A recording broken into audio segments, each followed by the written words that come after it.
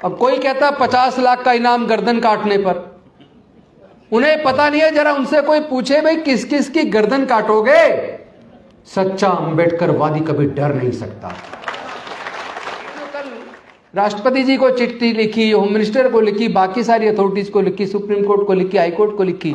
मैंने उसमें यह बात लिखी जो आपने उठाई अपने भाषण में कि ये धमकी देने वाले लोगों की इस बात की जांच कीजिए, ये पैसा इनके पास से आता कहां से है, इसके सोर्स क्या है। और दूसरी बात मैंने उसमें लिखी, इनके कौन से आतंकवादी संगठनों से तार जुड़े हैं, इसकी भी जांच होनी चाहिए। मैं इसे अपने संघर्ष की जीत मानता हूं कि पहली बार आरएसएस चीफ को आके यह कहना पड़ा कि अब वर्ण व्यवस्था और जातिवाद खत्म होना चाहिए।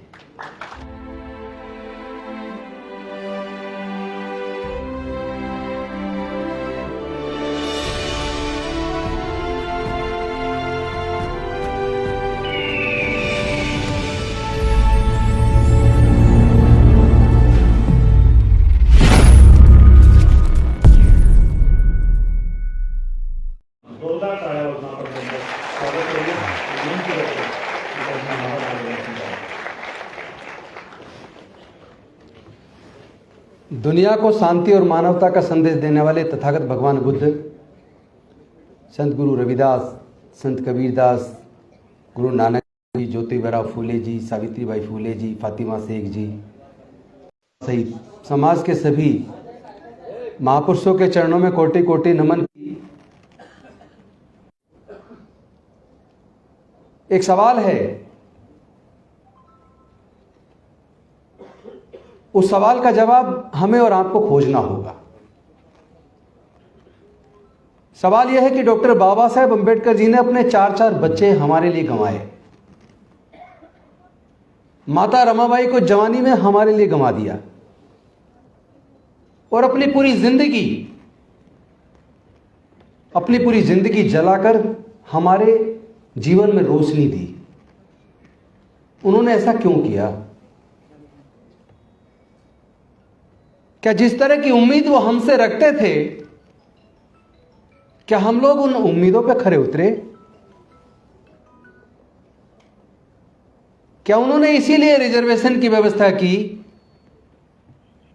कि हमारे लोग पढ़ेंगे लिखेंगे, ब्यूरोक्रेट्स बनेंगे, प्रोफेसर्स बनेंगे, डॉक्टर, इंजीनियर, कलेक्टर बनेंगे, जज बनेंगे और बनने के बाद अपने परिवार तक सीमित रह जाएंगे? क्या उन्होंने इसीलिए राजनीति में रिप्रेजेंटेशन की व्यवस्था की थी कि हमारे लोग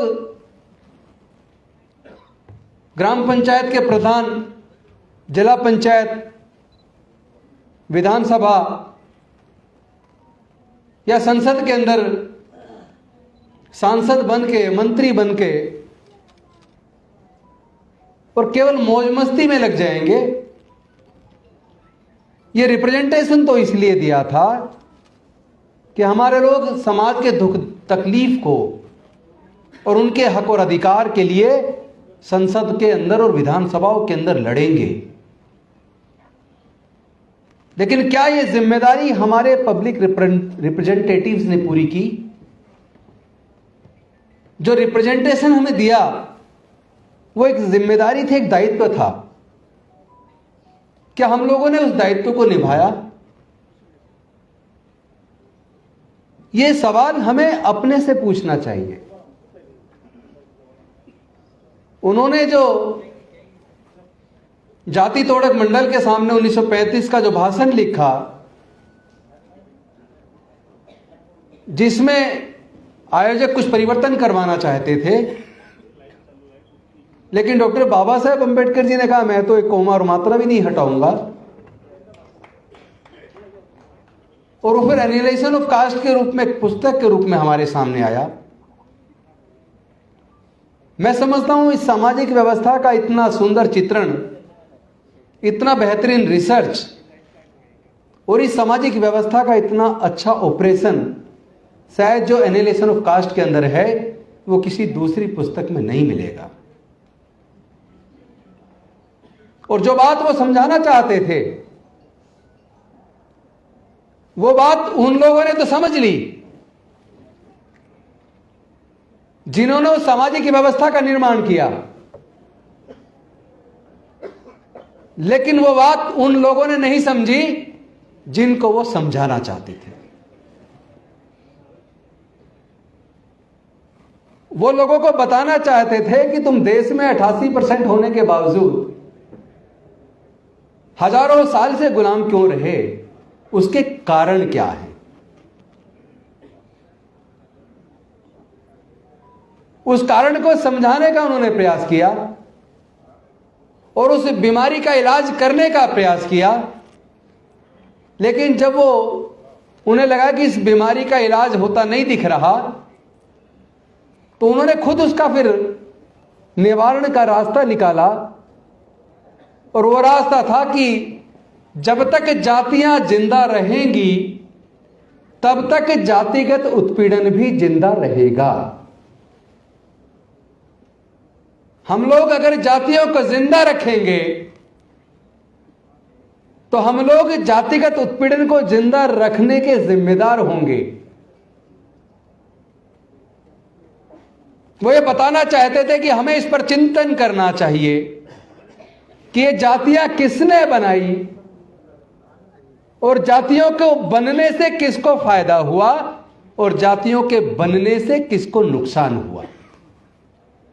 अगर केवल इस सवाल का आप लोग जवाब खोज लें तब आपको समझ आएगा डॉक्टर बाबा साहेब अम्बेडकर जी ने 14 अक्टूबर 1956 को बौद्ध धर्म की दीक्षा क्यों ली और 22 प्रतिज्ञाएं क्यों दिलवाई। लेकिन अगर इस सच्चाई को नहीं जानोगे, केवल इतना कहोगे कि मैं बाबा साहेब अम्बेडकर को मानता हूं, लेकिन बाबा साहेब की अम्बेडकर की बात को नहीं मानोगे, ना बाबा साहेब अम्बेडकर को मानते हो, ना बाबा साहेब अम्बेडकर को जानते हो, ना उनके विचार को आचरण में उतारते हो, ये गले में नीला पटका हमारे लिए क्रांति का प्रतीक हो सकता है, लेकिन ये पंचशील का पटका हमारा अभिमान और गौरव है। अगर नीला पटका भी गले में हो और पंचशील का पटका भी गले में हो और पंचशील को अपने जीवन में आचरण में उतार लें, तो शायद हम डॉक्टर बाबा साहब अम्बेडकर का सपना पूरा कर सकते हैं। पर उसके लिए सच्चा अम्बेडकरवादी बनना होगा। नकली अम्बेडकरवादी बनने से काम नहीं चलेगा। इस लड़ाई को लड़ना होगा। मैंने एक विधायक रहते हुए और एक मंत्री के तौर पर, रतनलाल जी इस बात के गवाह, और आप लोगों ने भी अगर दिल्ली की विधानसभा की डिबेट को सुना हो, तो मैंने सामाजिक मुद्दों को हमेशा बेहद मजबूती के साथ बिना किसी डर के उठाया है। अब कोई कहता 50 लाख का इनाम गर्दन काटने पर, उन्हें पता नहीं है, जरा उनसे कोई पूछे भाई किस किस की गर्दन काटोगे। सच्चा अम्बेडकरवादी कभी डर नहीं सकता। और डर तो दूर की बात है, वो आसानी से कभी मर भी नहीं सकता। हमारे अंदर जो खून का प्रवाह है वो डॉक्टर बाबा साहेब अम्बेडकर का खून है। उसको डराने की कोशिश मत करना। डर तो तुम्हारे व्यवहार में और नजर आ रहा है। पहली बार लगा कि तीर सही निशाने पे लगा है। चूंकि यह लड़ाई तलवार से, तीर से, बंदूक से नहीं लड़ी जा सकती। यह लड़ाई विचारधारा की लड़ाई है। यह विषमता और समता के बीच की लड़ाई है। यह इंसानियत और हैवानियत के बीच की लड़ाई है। यह मानवता और दानवता के बीच की लड़ाई है। एक तरफ फूले साहू अम्बेडकर की, पेरियार की विरासत है और दूसरी तरफ जातिवादी मानसिकता से पीड़ित बीमार लोगों की है। तो लड़ाई तो बुद्धि और विवेक की है, तो बुद्धि और विवेक से जीती जाएगी। अनफॉर्चुनेटली हमारे लोग बहुत ही ज्यादा भावुक और भोले हैं, भावुकता से लड़ाई लड़ते हैं और हार जाते हैं। जब डॉक्टर बाबा साहेब अंबेडकर आपको बुद्धि और विवेक की बात करके गए, तथागत बुद्ध ने कहा तदीप भव, अपना दीपक स्वयं बनो। किसी बात को इसलिए मत मानो बड़े किसी धर्मशास्त्र में लिखी है, किसी बहुत बड़े व्यक्ति ने कही है। किसी बात को मानने से पहले पढ़ो, समझो, जानो, परीक्षण करो, बुद्धि और विवेक की कसौटी पर कस कर देखो, उसके बाद आपको लगे ये बात सही है, तब उस बात को मानो। तो फिर भावुकता से क्यों लड़ रहे हो भाई?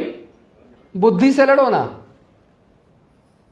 मैंने जो कल राष्ट्रपति जी को चिट्ठी लिखी, होम मिनिस्टर को लिखी, बाकी सारी अथॉरिटीज को लिखी, सुप्रीम कोर्ट को लिखी, हाई कोर्ट को लिखी, मैंने उसमें यह बात लिखी जो आपने उठाई अपने भाषण में कि ये धमकी देने वाले लोगों की इस बात की जांच कीजिए, ये पैसा इनके पास से आता कहां से है, इसके सोर्स क्या है। और दूसरी बात मैंने उसमें लिखी, इनके कौन से आतंकवादी संगठनों से तार जुड़े हैं, इसकी भी जांच होनी चाहिए। बहुत सारे बेकसूर लोग जेल के अंदर सड़ रहे हैं जिन्होंने इतनी खतरनाक बातें नहीं की, छोटी मोटी बात पे भी उनको जेल में डाला हुआ है कई कई साल से, और ये खुलेआम आतंक पैदा कर रहे हैं।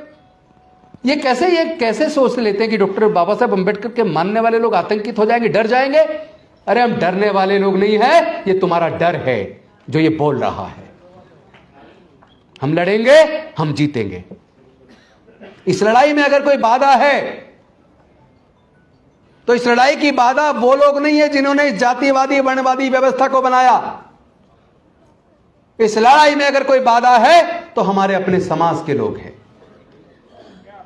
मैं स्पष्ट कह देना चाहता हूं, जाति उन्होंने बनाई, जाति से उन्हें फायदा हुआ, वो जाति को जिंदा रखना चाहते हैं। हमें हजारों जातियों में बांट दिया और हम भी जाति को जिंदा रखे हुए हैं। जातियों को बनाए रखोगे तो फिर जीतोगे कैसे?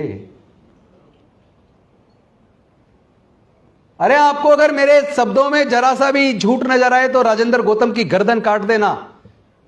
जितने दलित बहुजन है, जरा सबके ब्लड के नमूने लेकर अच्छी से अच्छी लैब में जांच करा लो तो डीएनए से पता लगेगा हमारा खून एक है। अगर हमारा खून एक है तो फिर आपस में रोटी बेटी का रिश्ता करने में दिक्कत क्यों है? हम लोग टुकड़ों में क्यों बटे हुए हैं? अपनी लड़ाई को टुकड़ों में क्यों लड़ रहे हैं? अगर एकजुट हो गए तो लड़ने की जरूरत ही नहीं पड़ेगी। यह उनका डर है, उन्हें लग रहा है कि वो अल्पमत में आ जाएंगे अगर सारे बहुजन बौद्ध हो गए। तो मैं उनको कह देना चाहता हूं, या तो तुम जाति उन्मूलन के लिए हमारे साथ आकर जातियों को खत्म कर दो, वरना पूरा का पूरा भारत बौद्ध में बनेगा। तुम रोक नहीं पाओगे। तुम एक को मार लोगे, दो को मार लोगे, 10 को मार लोगे। तुम मारते मारते तुम्हारी पीढ़ियां खत्म हो जाएंगी और भारत बुद्ध की ओर चल पड़ा है। हम लोग कोई कमजोर लोग नहीं हैं। हमारे महापुरुषों ने पूरे जीवन मेहनत से खाया है और तुम लोगों में से ज्यादातर ने हमारी मेहनत का चुरा के छीन के खाया है। तो ये डराने की कार्रवाई, ये डराने की भाषा बोलना बंद करो। ये भाषा बताती है कि तुम डर गए हो, क्योंकि तुम्हें अब लग गया है कि अब भारत और बहुजन बुद्ध की ओर चल पड़ा है। तो बुद्ध तो बनेंगे, बौद्ध तो हम बनेंगे। हर वो व्यक्ति जो अपने जीवन के फैसले बुद्धि और विवेक से ले, जो अपना अच्छा बुरा सोच समझ के अपने जीवन के फैसले ले, मेरा मानना है वो हर व्यक्ति बौद्ध है। जिसके मन में करुणा है, समता, स्वतंत्रता, बंधुता और न्याय, प्रज्ञाशील, करुणा, मैत्री है, वो व्यक्ति बहुत ताकतवर होता है। गाली गलौज करने वाला आदमी, धमकी देने वाला आदमी बेहद कमजोर, डरपोक और कायर होता है। हमारे लोग डरपोक और कायर नहीं है।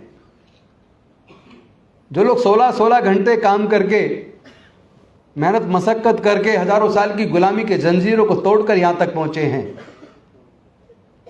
वो लोग डरेंगे नहीं। उनको समझ आ गया है डॉक्टर बाबा साहब अंबेडकर क्यों भारत को बौद्ध में बनाना चाहते थे। उनको समझ आ गया है कि जिस प्रकार एक व्यक्ति अगर बीमार हो जाए और पता चले कि उसने गंदा पानी पिया जिसकी वजह से उसको पेट में इन्फेक्शन हो गया, तो वो गंदा पानी पीना छोड़ देगा, दवाई लेगा और ठीक हो जाएगा।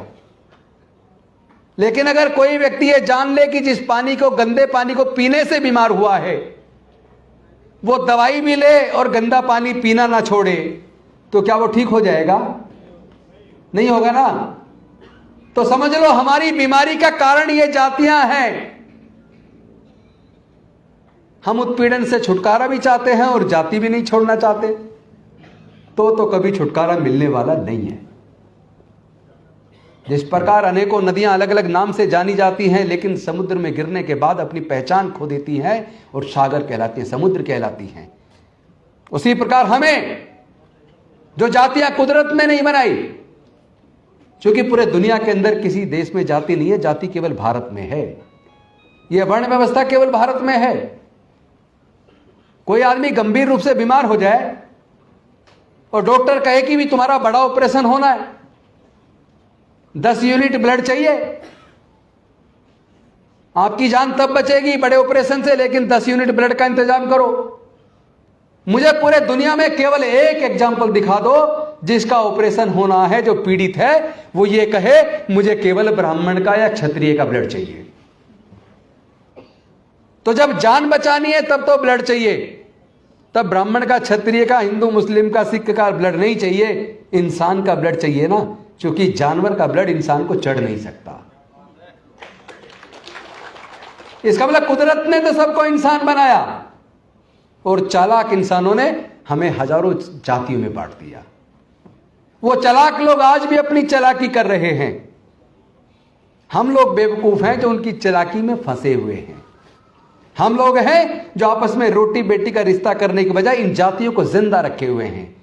और हम में से वो लोग और भी ज्यादा बेवकूफ हैं जो अपने गांव के सामने बोर्ड लगाएं, अपनी गाड़ी पे लिखें द ग्रेट चमार, the great Mahar, the great Valmiki. अरे जाति ग्रेट कब से हो गई भाई? विचारधारा ग्रेट होती है, जाति वाति कुछ नहीं है। इसलिए जातियों को छोड़ दो, समाज को जोड़ दो। हमने नारा दिया मिशन जय भीम के माध्यम से, जाति छोड़ो समाज जोड़ो। बौद्ध धर्म की क्या पहचान? मानव मानव एक समान। और मेरे सामने विकल्प दो में से एक था। रतनलाल जी घर पे बैठे हुए थे, कई सारे भाई लोग बैठे चर्चा कर रहे थे। किसी मुद्दे पर हमारे विचार में थोड़ा सा मतभेद भी था, लेकिन जब बुद्ध ने कहा बुद्धि और विवेक से फैसले लो, तो हमने बुद्धि और विवेक का इस्तेमाल किया। नजरिया अलग हो सकती है। 7 जज कहते और 6 कहते हैं ये होना चाहिए, 7 का मान लिया जाता है, 6 का नहीं माना जाता। लेकिन दोनों अपने जजमेंट के लिए रीजनिंग देते हैं। Being an advocate I know it. दोनों पक्ष के जजेस अपने अपने जजमेंट के फेवर में लॉजिक देते हैं, रीजनिंग देते हैं। तो रीजनिंग अपनी अपनी है। मुझे दो में से एक बात चुननी थी। या तो मैं अपने समाज के हक अधिकार की लड़ाई को लड़ने के लिए डॉक्टर बाबा साहब अम्बेडकर के रास्ते पे चलूं, या फिर मैं जैसे लोग जिंदगी भर मंत्री बने रहते आए तो मैं भी फिर मंत्री बना रहूं। मुझे लगा कि मुझे अपने समाज के हक अधिकार की लड़ाई को लड़ने के लिए डॉक्टर बाबा साहब अम्बेडकर के रास्ते पे चलना चाहिए, इसलिए मैंने वो रास्ता चुना, इसलिए मैंने रिजाइन किया। जो लोग 22 प्रतिज्ञाओं की ऊपर की 3-4 प्रतिज्ञाओं का विरोध कर रहे हैं, मैं सच बता रहा हूं, विरोध करने वालों ने 22 प्रतिज्ञाओं को पढ़ा नहीं होगा। जिस दिन पढ़ लेंगे ना, उस दिन उनके दिमाग के जो अंदर जो कीचड़ जमी है वो साफ हो जाएगी।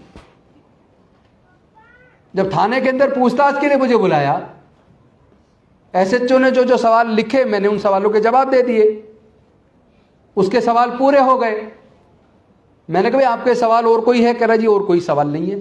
तो मैंने कहा फिर मैं चलता हूं। कह रहे नहीं 1 मिनट रुको, मैं डीसीपी से बात कर लूं। उसने डीसीपी से बात की। डीसीपी ने कहा कि ये जो जवाब इन्होंने दिए हैं सवालों के, मुझे लेके आ जाओ। एसएचओ कहने जी आप थोड़ा यहां बैठो, चाय वाय पियो, मैं जरा ये बयान डीसीपी को पढ़वा के आता हूं। मैंने कहा भाई टेक्निकली इतना दुनिया आगे बढ़ गई है, व्हाट्सएप कर दो, पढ़ लेंगी। उन्होंने फिर डीसीपी को फोन किया। उन्होंने कहा नहीं नहीं आप लेके आओ। मैं तो समझ रहा था कि डीसीपी नहीं बुला रहा, ये तो बेवकूफ बना रहा है, हमें बेवकूफ समझ रहा है, पर हम बेवकूफ नहीं है। बेसिकली बीजेपी का मुख्यालय वहां से करीब 5 किलोमीटर दूरी पे था, दीनदयाल उपाध्याय मार्ग पर, जहां बीजेपी के बड़े नेता और उनके वकीलों की फौज बैठी हुई थी। वो वहां गए, उन्होंने सवालों के जवाब पढ़े और पढ़ के देखा यार ये तो सारी इतनी तार्किक बात है, इसका तो कोई हमारे पास भी जवाब नहीं है। तो उन्होंने 3 जवाब और एसएचओ को लिख के भेजे कि ये और पूछ लो। एसएचओ वापस आए, मैंने कहा भाई आ गए? हाँ आ गए। मैंने कहा बताओ क्या क्या सवाल है? 3 सवाल में से मैंने 2 के जवाब देके जो तीसरा सवाल था वो मैं आपको बताना चाहता हूं। उनका क्वेश्चन था, क्या ये 22 प्रतिज्ञाएं जो 14 अक्टूबर 1956 को डॉक्टर बाबा साहब अम्बेडकर जी ने उस वक्त अपने लाखों अनुयायियों को दी थी और उस वक्त दोहराई गई थी, क्या ये 22 प्रतिज्ञाएं आज भी उतनी ही प्रासंगिक हैं जितनी उस वक्त थी? मैंने लेके 56 से बाद का, चूंकि 56 तक तो बाबा साहब का हो गया, 56 से आज तक की जितनी बड़ी घटनाएं हमारे साथ उत्पीड़न की घटी हैं उनका हवाला देते हुए, और जितेंद्र मेघवाल, इंद्र मेघवाल का, हाथरस की बेटी का, प्रतापगढ़ में मूर्ति छोड़ने पे हत्या का सारी घटनाक्रम देते हुए, और पुरी के, जगन्नाथपुरी के मंदिर की घटना की राष्ट्रपति रहते हुए रामनाथ कोविंद जी को भी मंदिर में घुसने नहीं दिया कि तुम राष्ट्रपति हो लेकिन दलित हो इसलिए मंदिर में नहीं घुस सकते। इस सारा हवाला देते हुए मैंने कहा इन परिस्थितियों से प्रतीत होता है कि जो परिस्थितियां उस वक्त थी वो खत्म नहीं हुई हैं। इन 22 प्रतिज्ञाओं की प्रासंगिकता आज भी उतनी है। उसके बाद तो फिर वो फंस गए, उनके पास जवाब नहीं है, क्योंकि इसका जवाब केवल बौद्धमय भारत है। भारत तो बुद्धि और विवेक से चलेगा, भावनाओं से नहीं चलेगा, और भारत किसी के बाप की बपोती भी नहीं है। वो हत्या कर रहे हैं, वो तो घड़ा छूने पर आज भी हमारे बच्चों की हत्या कर रहे हैं, वो तो मंदिर में घुसने पर, मूर्ति छूने पर आज भी हमारे भाइयों का कत्ल कर रहे हैं। मतलब आप हमारी हत्या करते आ रहे हो हजारों साल तक, उस दर्द का तुम्हें एहसास नहीं है, और हमारी 22 प्रतिज्ञाओं से तुम्हें दर्द हो गया। अगर ये तुम्हें दर्द हो रहा है तो जब तक तुम जातिवाद को जड़ से खत्म करने के लिए हमारे साथ नहीं आते, ये दर्द हम तुम्हें बार बार देंगे। और ये गुलामी और ये उत्पीड़न हमें स्वीकार नहीं है। हमारा दिल रोता है जब अखबार में देखते हैं या टीवी पे देखते हैं या व्हाट्सएप पे हमारे पास रोज घटनाएं पूरे देश से आती हैं। क्या हमारे लोग इंसान नहीं है? क्या हमारी बहनें बहनें नहीं है? क्या हमारे भाइयों का जब कत्ल होता तो कत्ल नहीं है? क्या हमारे दर्द का एहसास भी वो लोग कभी करेंगे या नहीं करेंगे? वो तो हमारे लोगों की हत्या करने में गौरव समझते हैं। ये चलने वाला नहीं है। हम मर सकते हैं, किसी कीमत पर झुक नहीं सकते। हम लड़ेंगे भी और जीतेंगे भी। और जो रतनलाल जी कह रहे थे ना कि केवल शांति और मानवता से काम नहीं चलेगा, यह काम लाठी डंडे और गोली से भी नहीं चलेगा। क्योंकि मेरा यह मानना है, मैं बाबा साहब को मानता हूं, तथागत बुद्ध को मानता हूं, फूले साहब अम्बेडकर की विरासत को आगे बढ़ाने का मेरा संकल्प है। यह लड़ाई हथियारों से नहीं लड़ी जा सकती, क्योंकि यह लड़ाई विचारधारा की है। इसे विचारधारा से लड़ना होगा, भावनाओं से नहीं लड़ना होगा। बस एक ही तरीका, बहुत आसान तरीका है, लठ जलाने की जरूरत ही नहीं है, खून बहाने की भी जरूरत नहीं है। केवल डॉक्टर बाबा साहब अम्बेडकर के संविधान पे चल जाओ। जातियों को छोड़ दो, समाज को जोड़ दो। जब ये समाज पूरा एकजुट होकर बौद्ध में भारत बनेगा तो पूरी दुनिया के बौद्ध देश हमारे साथ खड़े हो जाएंगे। और बहुजनों में से आधे भी अगर बौद्ध बन गए, आधे भी, तो भारत के अंदर 50 करोड़ लोग जब बौद्ध होंगे तो अल्पमत में कौन होगा? कौन होगा अल्पमत में? वही होगा जो हमें डराने की कोशिश कर रहा है। एक्चुअली वो हमें नहीं डरा रहा, उसका डर उससे ये खामेखा कि उसे पागलपन के दौरे पड़ने शुरू हो जाते हैं ना। ये हमारे संघर्ष की जीत है। मैं इसे अपने संघर्ष की जीत मानता हूं कि पहली बार आरएसएस चीफ को आके ये कहना पड़ा कि अब वर्ण व्यवस्था और जातिवाद खत्म होना चाहिए। अब ये तय समाज को नहीं करना चाहिए कौन घोड़ी पर चढ़ेगा कौन नहीं चढ़ेगा। सबके जलाशय, मंदिर, कब्रिस्तान एक होने चाहिए। ये पहली बार आरएसएस ने बोला है। ये आपकी विचारधारा की और आपकी एकता की जीत है। ये डॉक्टर अंबेडकरवाद की जीत है। इसको अभी और आगे बढ़ाना है, क्योंकि अभी तो केवल मन में नहीं है, जुबान पे आया है। अभी उन्हें मन में भी स्वीकार करना पड़ेगा।